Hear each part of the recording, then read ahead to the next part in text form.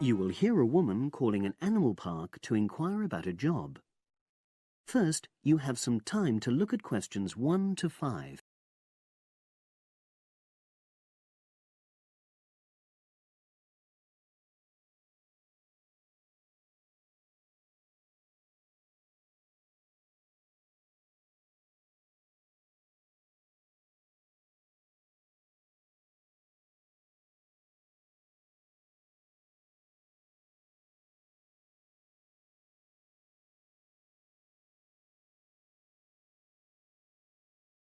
You will see that there is an example which has been done for you. On this occasion only, the conversation relating to this will be played first.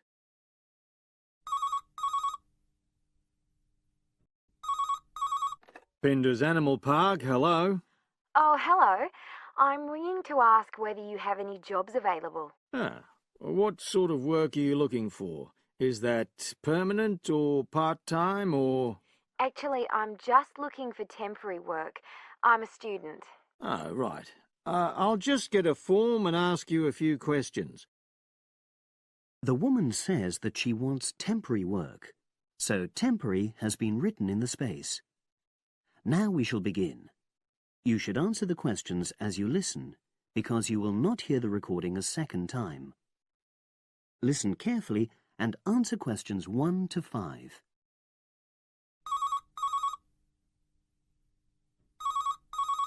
Pinder's Animal Park, hello. Oh, hello. I'm ringing to ask whether you have any jobs available.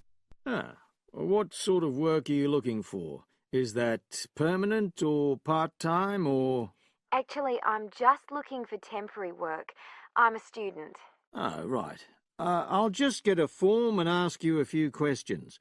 Then I'll pass your application on to our recruitment section. Is that okay? Fine, thank you. So, starting with your name. It's Jane Tamerton. Is that Lamerton?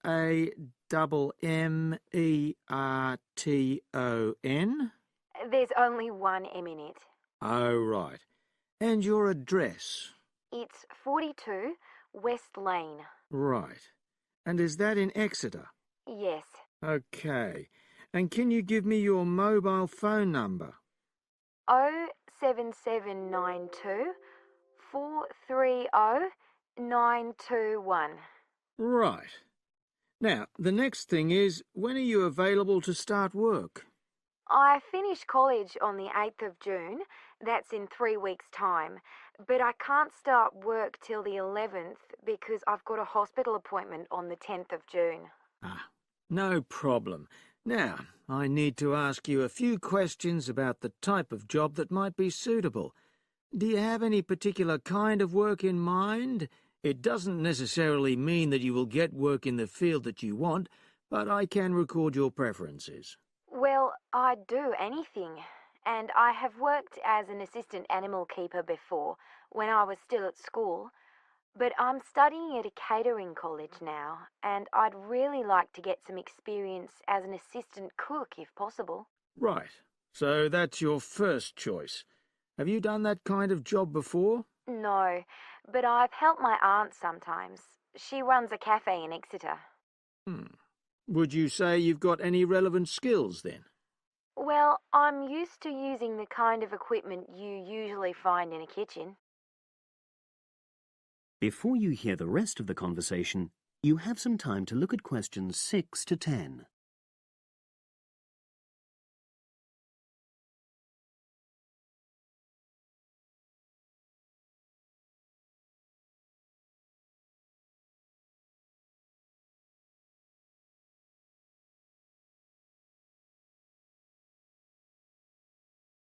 Now listen and answer questions 6 to 10.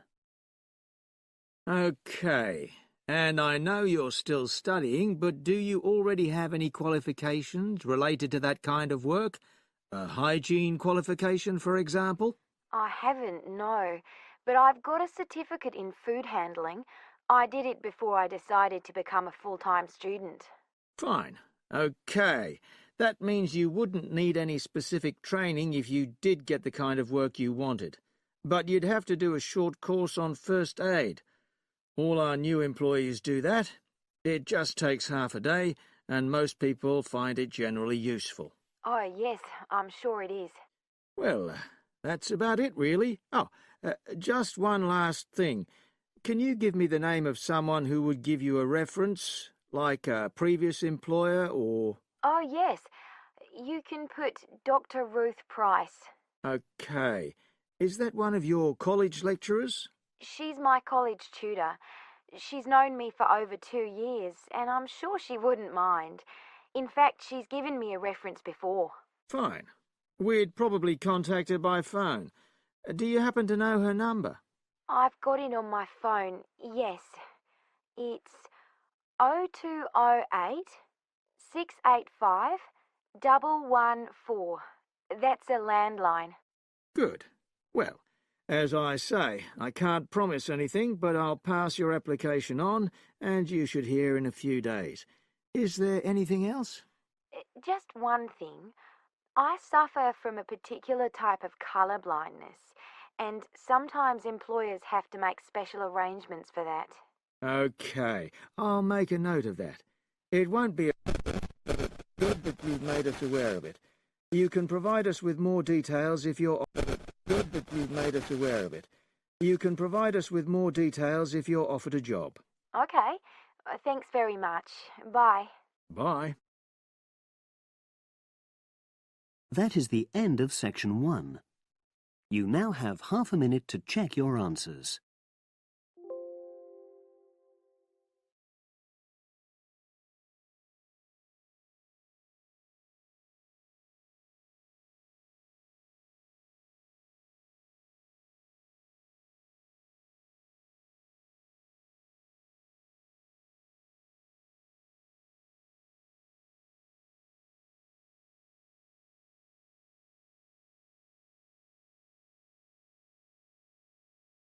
Now turn to section 2. Section 2. You hear a club leader giving information to a group of young people who are planning to do a 2-week holiday course at the Tamerton Centre. First, you have some time to look at questions 11 to 15.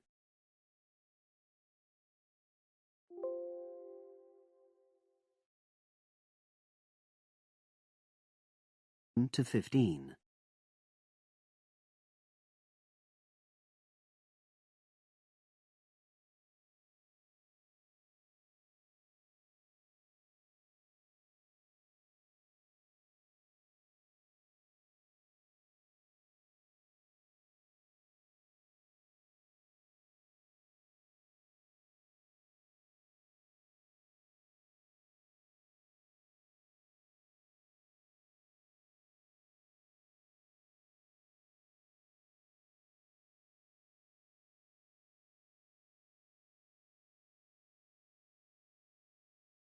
Now listen and answer questions 11 to 15. Hello, everyone. I've been asked to talk to you this afternoon about next month's trip to Tamerton Study Centre for the 2-week course. Now, some of the things I'm going to say you may have already heard or read about, but I think it's important to emphasize a few key points. First of all, it's worth reminding you why Tamerton was set up in the first place, in the late 1960s. That was really before all the concern with preserving the environment, which everyone talks about these days. The idea was simply to get people out of the cities and into the country and to find out that just being outdoors can be very rewarding. This is not going to be a holiday in the usual sense. It's called an adventure course because you'll really be stretched to your limits, but that in itself can be a positive thing. The group I took last year, for example, said that although they actually felt pretty weak and exhausted all the time, it really made them learn a lot about themselves and increased their confidence. And in the end, that's the most important thing. Now, all of you knew about policies at Tamerton before you signed up for it, so you know that in many ways it's quite old-fashioned. You don't have a lot of choice in what you do. But something which I think makes the place so special is that you get to try so many different things every day. For instance, one day you'll do climbing, and the next you'll be surveying rock pools. It's not intended that you become an expert in any of them. It's more like a taster, which you can follow up if you want. And there isn't a lot of free time. Organized activities and talks, etc., go on until 9 p.m., and lights go out at 11 p.m. There are table tennis tables with all the equipment and board games, though I have to say the pieces often go missing, so it's a good idea to take your own.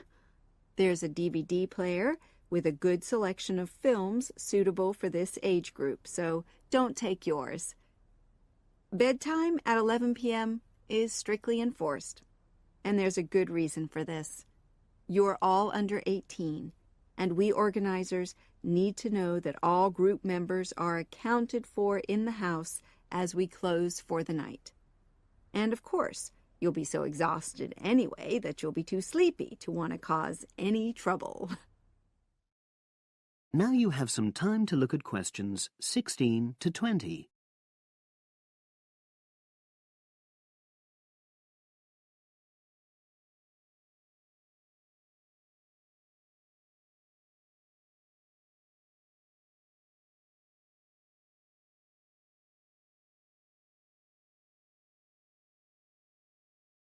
Now listen and answer questions 16 to 20. Now, what should you pack? The information sheet tells you a lot about what clothing to bring. But what about other things?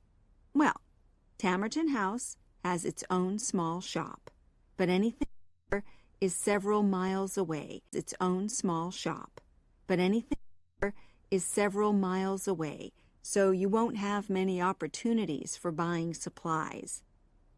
So in this last part of my talk, I'm going to explain what objects you should take with you to the center, what you can take if you want, and also, very importantly, what you cannot take. Several of you came up to me before this talk and asked whether you can take things like kettles or hair dryers. The answer is there are plenty of these electrical appliances available in the center, and they are of the proper voltage and are checked regularly. Yours may not be, so the rules at Tamerton say you can't bring them into the center because it's considered a fire risk. Remember, it's a very old house. Now, another question was about cell phones.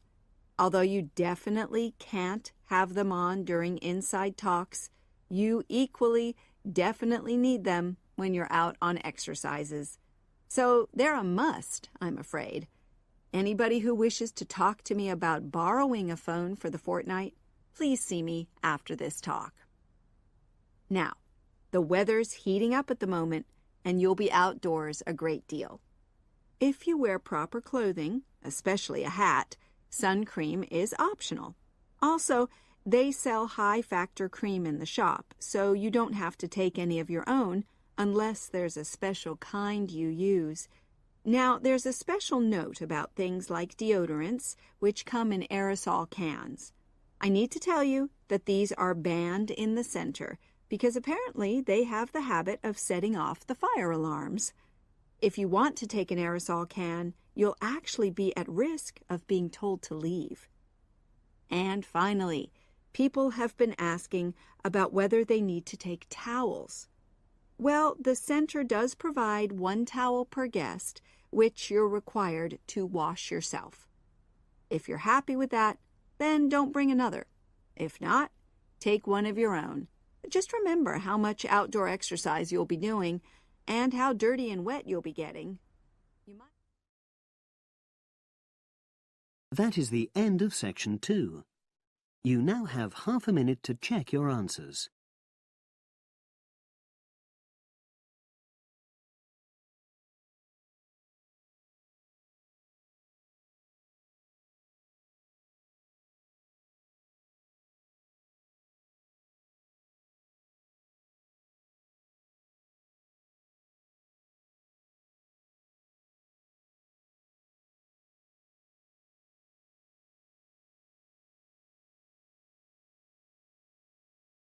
Now turn to Section 3. Test 2, Section 3. You will hear a trainee teacher called Eve talking to her university tutor about her preparations for teaching practice. Before you listen, you have some time to look at questions 21 to 25.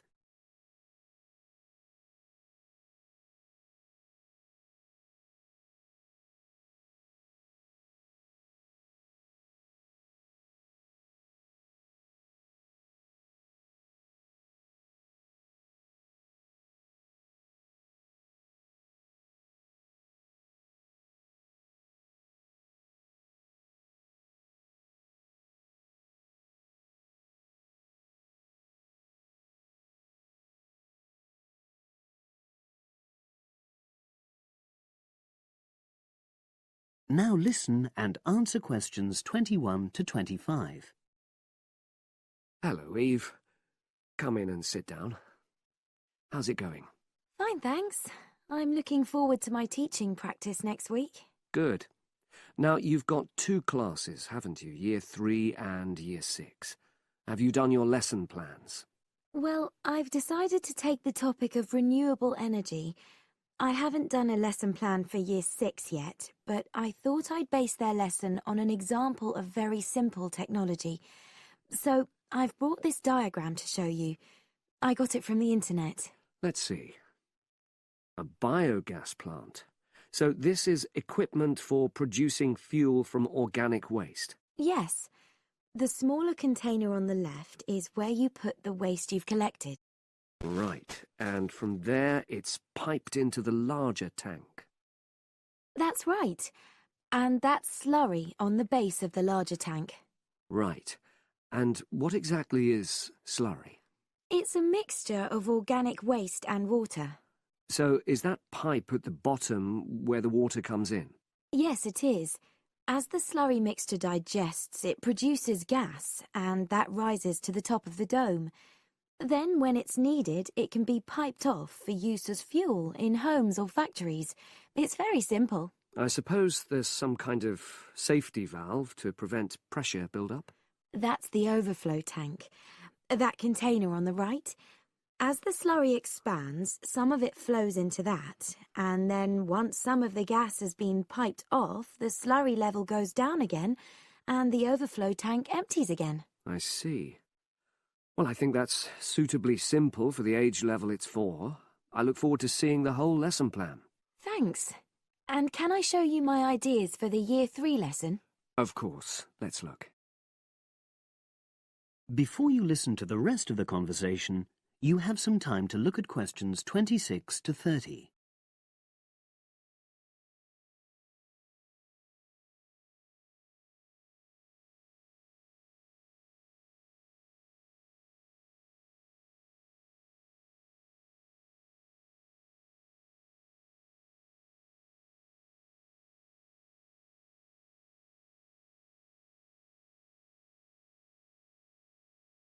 Now listen and answer questions 26 to 30.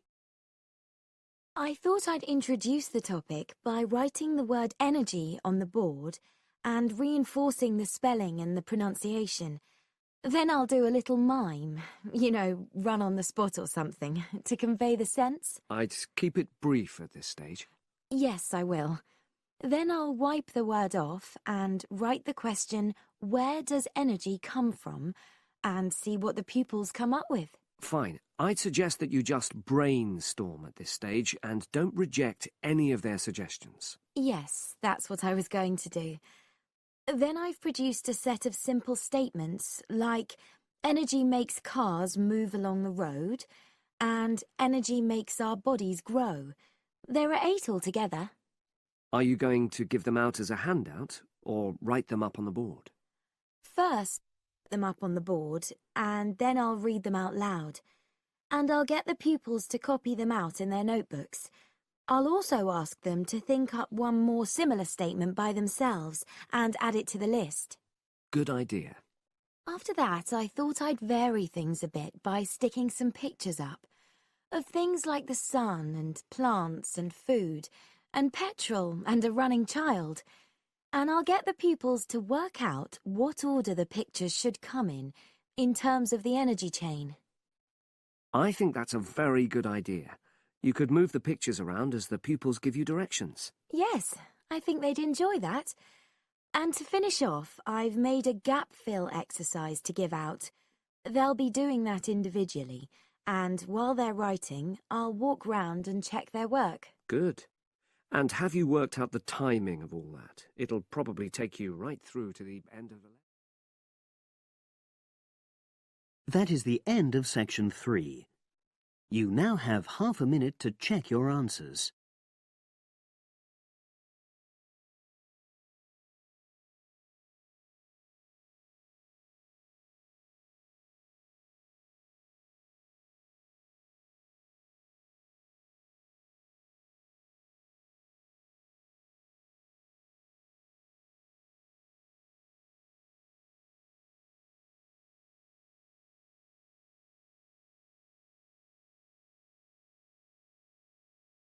Now turn to section 4.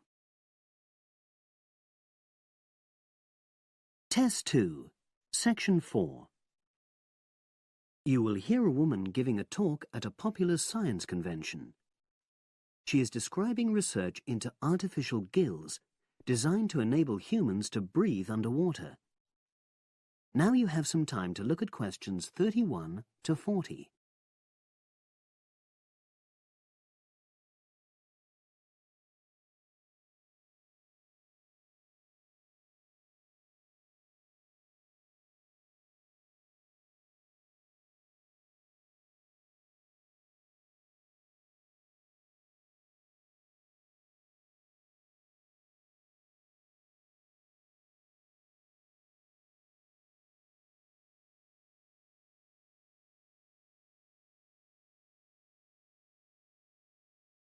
Now listen and answer questions 31 to 40. In my talk today, I'll be exploring the idea of artificial gills. I'll start by introducing the concept, giving some background and so forth, and then I'll go on to explain the technological applications, including a short, very simple experiment I conducted. Starting with the background.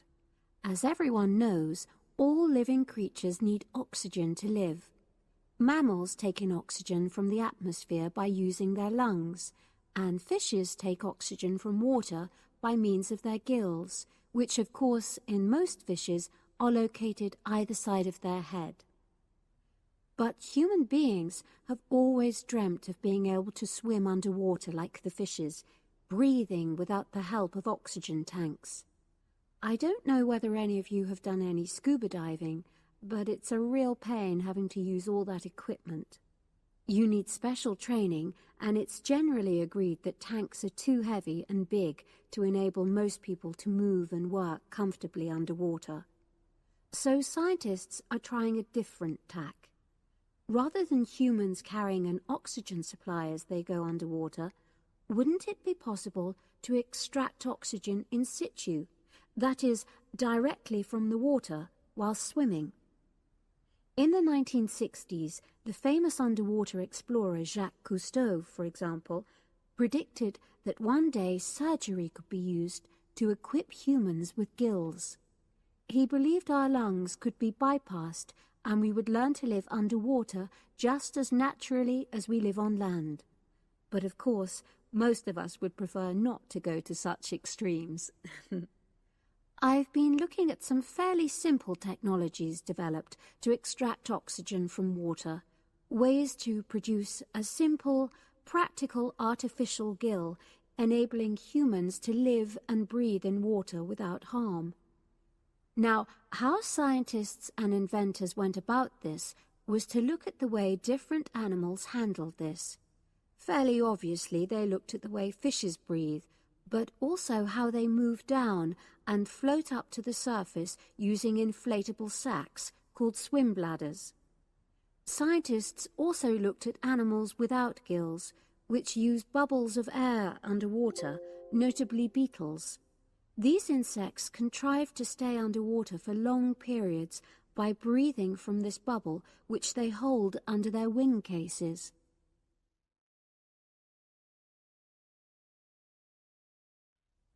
By looking at these animal adaptations, inventors began to come up with their own artificial gills.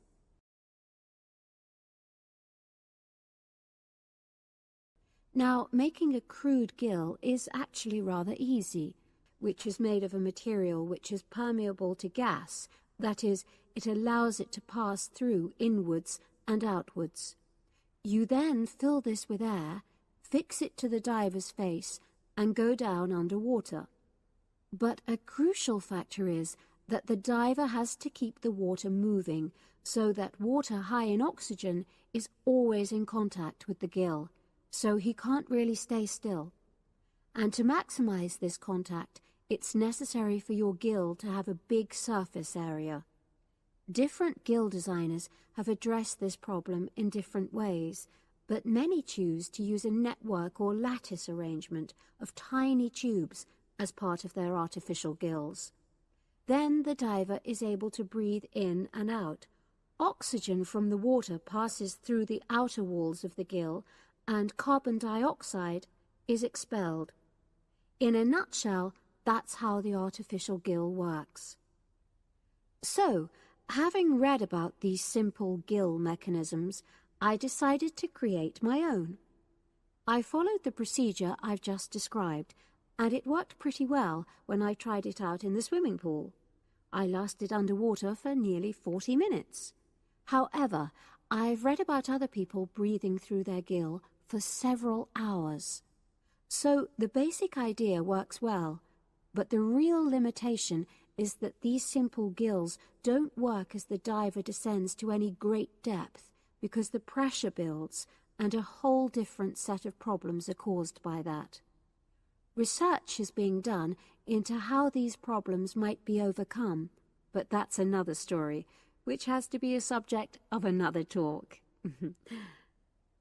Despite this serious limitation, many people have high hopes for the artificial gill, and they think it might have applications beyond simply enabling an individual to stay underwater for a length of time. For example, the same technology might be used to provide oxygen for submarines, enabling them to stay submerged for months on end without resorting to potentially dangerous technologies such as nuclear power. Another idea is to use oxygen derived from the water as energy for fuel cells. These could power machinery underwater, such as robotic devices. So, in my view, this is an area of technology with great potential. That is the end of section 4. You now have half a minute to check your answers.